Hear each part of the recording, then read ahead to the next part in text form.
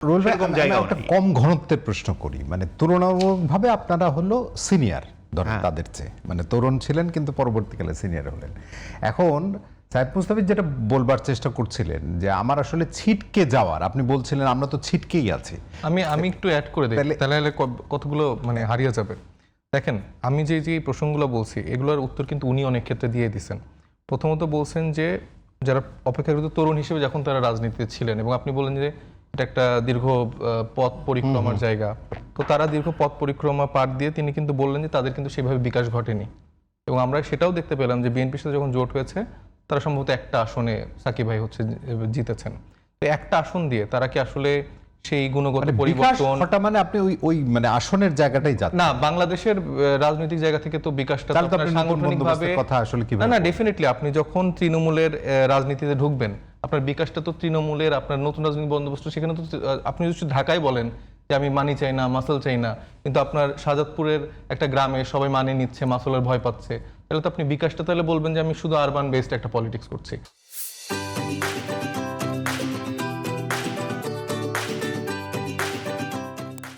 আমার তো বিকাশটা ঘটাতে হবে সারা বাংলাদেশ ব্যাপী, আমার প্রতিষ্ঠানটা তো সারা বাংলাদেশ ব্যাপী ছড়াতে হবে। আপনি সেই বিকাশটা যদি সেটা না করতে পারেন তাহলে দেখেন আলটিমেটলি 10-15 বছর পর বিএনপির উপর আপনারা নির্ভর করে আপনাকে একটা হচ্ছে তারা সিট দিবে, হয়তো বা একটা মন্ত্রী। এখানে আমি একটু মানে ডিফার করি, আমি শেষ করে বলে দিই আমার যে পয়েন্টগুলো আমি মনে হচ্ছে বলার মতো। তো তখন আপনাকে যখন একটা সিট বা একটা মন্ত্রিত্ব দিচ্ছে তখন কিন্তু আপনি তার প্রতি অনেক দায়বদ্ধ হয়ে যাচ্ছেন। এবং সাকিব ভাইকে কিন্তু আমি পার্সোনালি খুবই পছন্দ করি, এবং ওনার যেই পার্সোনালিটি বা ওনার যেই দীর্ঘ লড়াই, এটা আমি দেখতে পাচ্ছি যে সরকার গঠন করার পর সেই জায়গাটা কিন্তু অনেকটাই দমে গেছে। বা স্বাভাবিকভাবে যখন তিনি সরকারের পার্ট হচ্ছেন, আর সে চাইলেই সংস্কার নিয়ে বা জুলাই সনদ নিয়ে সে তার ওই আগের ভূমিকায় আসলে কথাগুলো বলতে পারছেন না, বা তার দলের যারা আছেন তারাও কিন্তু সেই ভূমিকাটা রাখতে পারছেন না। তাদের কাছে মনে হচ্ছে যে আমাদের এত বছরের রাজনৈতিক জীবনের সফলতাটা আমরা পেয়েছি, আমরা একটা মন্ত্রিত্ব পেয়েছি, কিন্তু দেখেন আমাদের কাছে রাজনীতিতে এই মন্ত্রিত্ব বা এই জায়গাটা আসলে সফলতাটা না। সাকিব ভাইকে মন্ত্রীর জায়গায় রাখেন, মানে ব্যক্তি সাকিব, আমি চেয়েছিলাম যে সাকিব ভাইরা, আমি চেয়েছিলাম যে সাকিব ভাইরা যারা দীর্ঘদিন ধরে এই পরিবর্তনের রাজনীতির কথাটা তরুণদেরকে দেখিয়েছে বা বলেছে, তারা যেন বাংলাদেশ ব্যাপী ছড়িয়ে যায়, কৃষক থেকে শুরু করে দিনমজুরের কাছে যেন জিনিসটা পৌঁছায়। মানে একটু সেই জায়গাটাই যারা পারেনি দেখেই ধরেন যে নুরুদের উত্থান হয়েছে, এরপরে জুলাই আবার তরুণদের উত্থান হলো, এবং সেই জায়গা থেকে আমরা কিন্তু চেষ্টা করেছিলাম আমাদের সাথে মাইন্ডসেট মিলে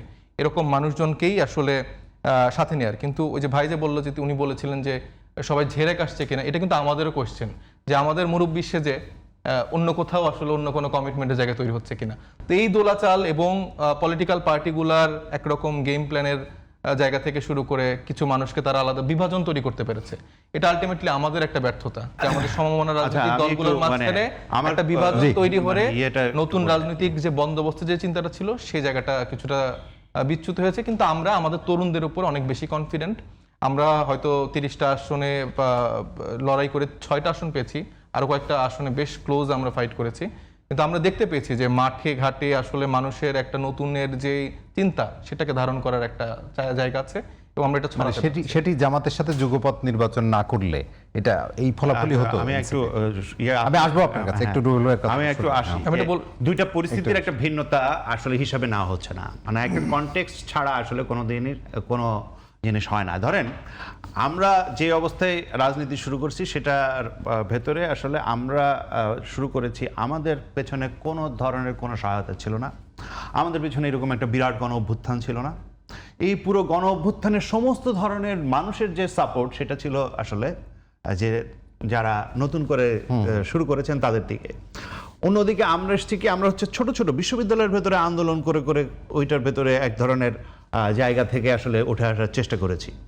তো ধরেন এই দুই প্রেক্ষিত ভিন্ন। রাষ্ট্রযন্ত্র মানে অনেকখানি আসলে ধরা যাক যে সরকারের ভেতরে তাদের যে প্রথম থেকেই ধরা যাক যে জামাত, বিএনপি, এনসিপি 3 দল ডাক পাচ্ছে, এটা তো সবাই দেখছে, মানে এটা সবাই জানে দেশে।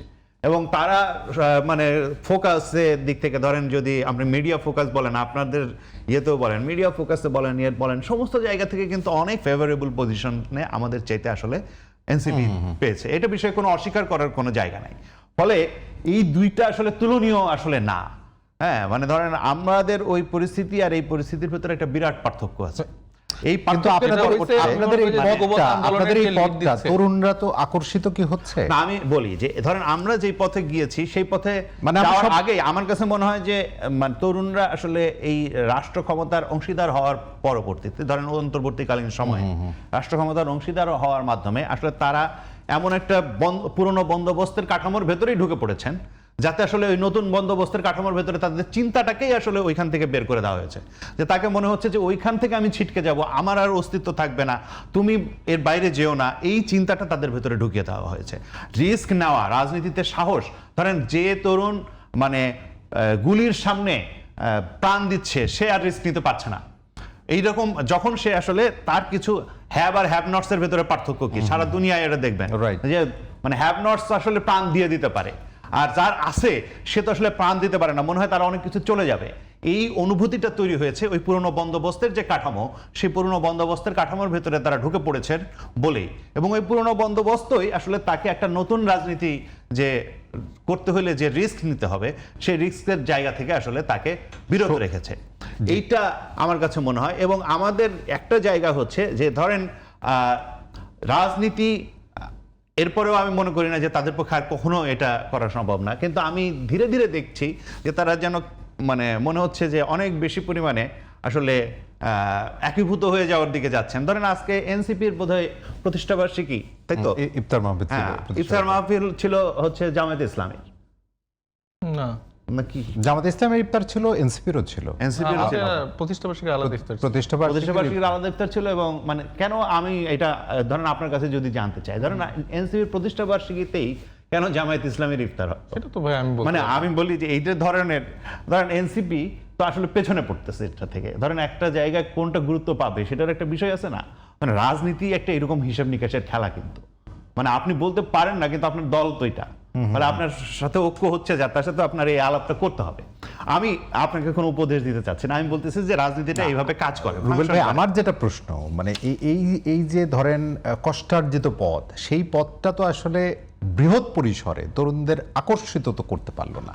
আকর্ষিত করতে পারে, আমি মনে করি যে তরুণরা এখনো পর্যন্ত বাংলাদেশের যে তরুণরা তাদের নানানভাবে আসলে পরিবর্তনের আকাঙ্ক্ষা আছে, এবং সেই পরিবর্তনের আকাঙ্ক্ষা ধরেন আমি আমার দলের পজিশনটা কি হবে, ধরা যাক যে আমি সাধারণভাবেই মনে করি যে দল এবং সরকার একীভূত হয়ে যাওয়া আসলে ঠিক না, আমরা এটা গণসংহতিগতভাবেও মনে করি, এবং আমাদের দল থেকে মানে ব্যক্তি পর্যায়ে যদি সরকারে কেউ থাকে সেটা তার অবস্থা, সেটা তিনি দল থেকে হয়তো মানে পদত্যাগ করে যাবেন বা করবেন, এটা শীঘ্রই আপনারা দেখতে পাবেন, মানে আসবে। এবং দল আসলে জনগণের পক্ষে সরকার কাজ করছে কিনা সেটার একটা ওয়াচডগ হিসাবে কাজ করবে। জি।